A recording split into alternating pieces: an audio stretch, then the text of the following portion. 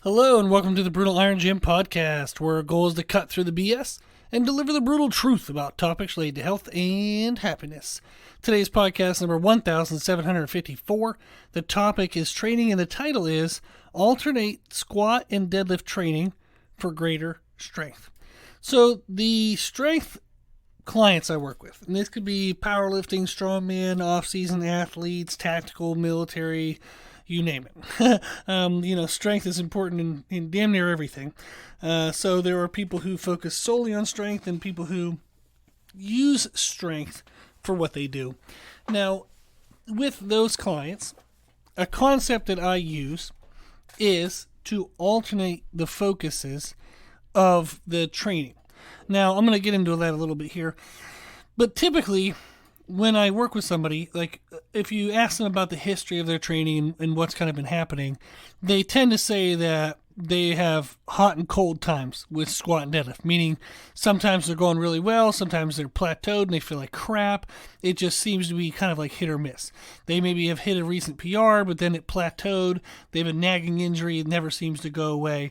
And it's very inconsistent linear progression. One of the things we can do to correct that, and this is exactly what I do with my clients, is to alternate the focus of the training between those two lifts. So, for example, I have one competitive powerlifter, competes at 148 pounds. He's an international elite classification. He's able to do a 10 times body weight total, which is absolutely insane.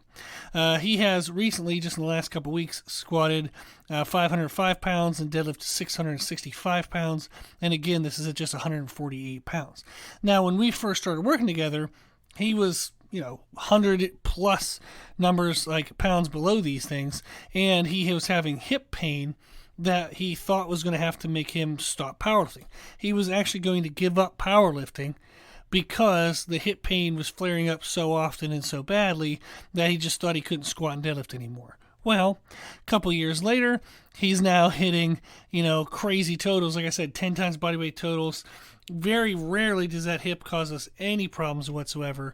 Like maybe once or twice a year it might flare up and we have to do a little bit of therapies for a week or two. That's it. So we've fixed it, and he has since gone on and got 10 times body weight total. I mean, it's just crazy to think that he would have given up on powerlifting when he was that damn good at it. Now, what's interesting for him when we're talking about this concept of alternating squat and deadlift training is when I push his squat, when we're trying to push to get the squat up, I focus on just technique work in the deadlift. We really do not challenge the deadlift in regards to volume. We barely scratch intensity, but we do a lot of technique work. I have another client. They're in the military. They do compete in powerlifting as well. They compete at 165 pounds in powerlifting. They have a 530-pound squat and a 505-pound deadlift. Same concept, but we actually have to do it in reverse. When I first started working with him, in order for him to make progress, we had to really push his deadlift because it was more so related to his weaknesses, which are the adductors, hamstrings, and glutes.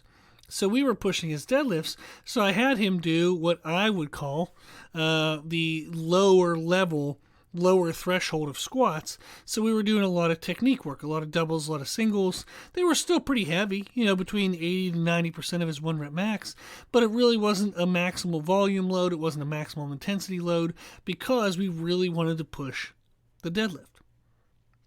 And that's the idea, is too often people try to push both these lifts, but you can't. You shouldn't. Since the squat and the deadlift use the same muscles, they are competing lifts. If you're stretching the body in regards to what it can recover, its maximal recovery, ability, recovery tolerance, in one of the lifts, that means you have less that you can do in the other lift. You can't push both. You're going to redline and just wear out, and the body's going to feel like crap and nothing's going to go anywhere, So when we push one, we don't have to just back off and baby the other, but you want to focus on technique. So just to give them names, because I hadn't really thought about it to have names to this stuff, but is One is going to have a growth focus and one is going to have a technique focus. So an example, I do not do this the exact same way for every client. Everybody's a little bit different. But an example of the concept could be is the growth focused lift. So if you say out of the two, which one do you want to make the greatest progress with first? Okay, pick that one. You're going to give that one the growth focus. So all the programs I do for my clients, for the most part, are 4-week programs. That's absolutely the best, in my opinion, frequency. It prevents us from having to do deload weeks, which allows us to make faster progress over time. So I don't do any deload weeks with my clients. Now, every now and then they go on a vacation or we do small things here and there, but it isn't a pre-decided, pre-scripted thing that, every 4 weeks we're going to take a week off, or every 7 weeks we take the 8th week off. No, we just have great programming. We cycle through things. We properly manage our intensity. I do video reviews for all my clients to make sure the intensity is correct. I write down their actual weights to use on the biggest lifts. So I'll tell them, hey, I want you to do 495 for 5 sets at 1 today. And that's it. Like that, it's going to happen, and none of those are stretched. I very rarely, if ever, have anybody miss any numbers. The idea is consistency and quality, not, trying to drive your body into the ground. So the growth focus lift, we might do of the first program, the first 4 weeks, between 80 to 90% of their 1 rep max. And we're going to do it to the upper tolerable limit, like their upper volume limit. Now, everybody's a little bit different. So somebody, I might be able to get them to do 6 sets of 3. Whereas another person, I might only get like 4 sets of 2. And that's the best I can get out of them. So it depends on how quickly their quality of lift drops off. The more explosive a lifter is, and the stronger someone is, the faster they fall off. When somebody's not as strong, or they're not as explosive, you can tend to get higher volume out of them. So it's all individual dependent, but what we're looking for is, if we're doing sets of 2, we don't want to go past a point where the sets feel like the quality is getting lower. So the first set of 2, you're getting in the groove, you're feeling it. And this is after you've warmed up. So let's say these are working sets. The first set of 2, you're like, okay, I got it. Maybe I need to work on, maybe my head was up, maybe my foot pressure was a little off. So the second set of 2, you fix it, feels good. Third set of 2, you do it again, feels pretty clean. The fourth set of 2, you're like, oof, I'm getting kind of tired, but, looked good. I watched the video, I'm still looking fast, everything looks good. Maybe you do your 5th set of 2 and you're like, okay, I can feel it now where I'm on the edge of what I can do. That feels like it's starting to slow down. I'm going to walk away. And that's so damn hard. So damn hard as the athlete. I know. I lift weights too. So I know it is hard to walk away at that point. But that's when I tell my clients to walk away. And that's the numbers I give them. Is the second we would feel the quality start to drop, we want to cut that out. We want to be done. Now, this doesn't mean maybe their head was slightly out of position. Maybe they got a little off balance. We're going to definitely go ahead and do the next set. We're going to try to fix that. What I mean is more so the speed of the lift, the exhaustion of the lift, the way in which you're feeling afterwards. Are you feeling like, damn, that was really good? Or, oh, shit, like I almost died. I feel like I could go take a nap, How we're feeling after the lift starts to tell us when are we dropping off in quality.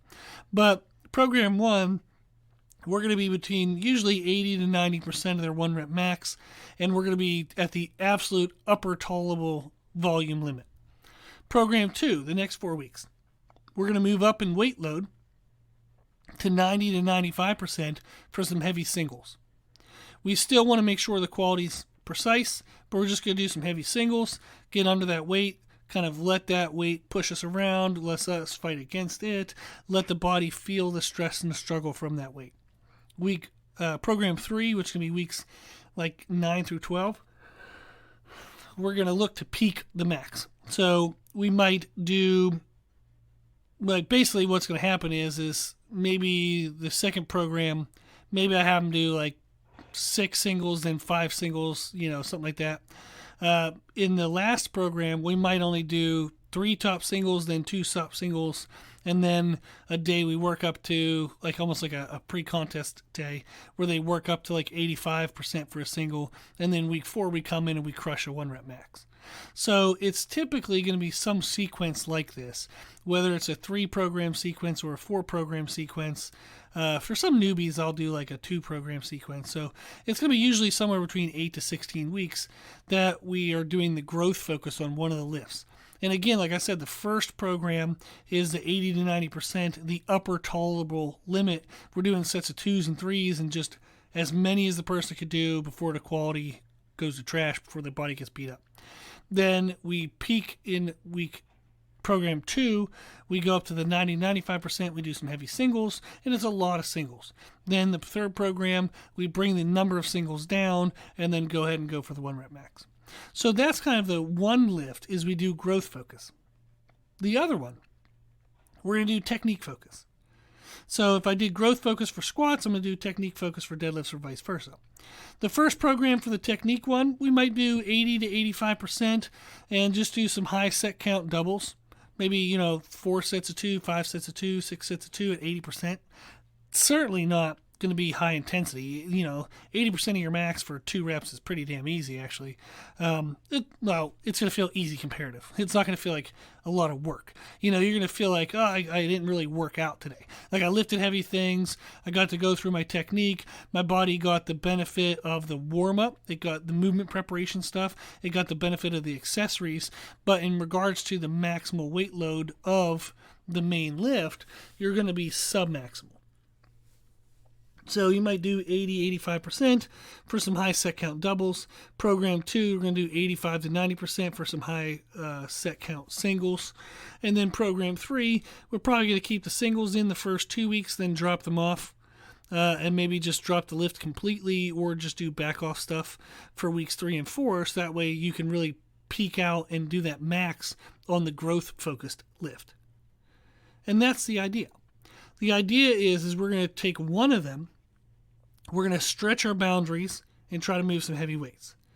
The other one, we're going to move some mediumly heavy weights for technique like stuff, meaning that I'm not working to the upper limit of anything. I don't want to go in and do like 50% because that's worthless. But if I'm doing 80 to 85% for doubles, 85 to 90% for singles, that's going to get me good technique quality. I'm going to get the benefit of the movement preparation work. I'm going to get the benefit of the accessories.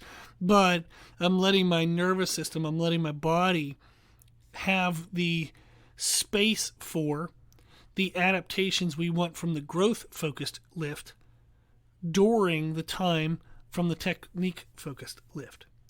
Now, this might seem counterintuitive, that you're going to really push one and you're going to just focus on technique of the other.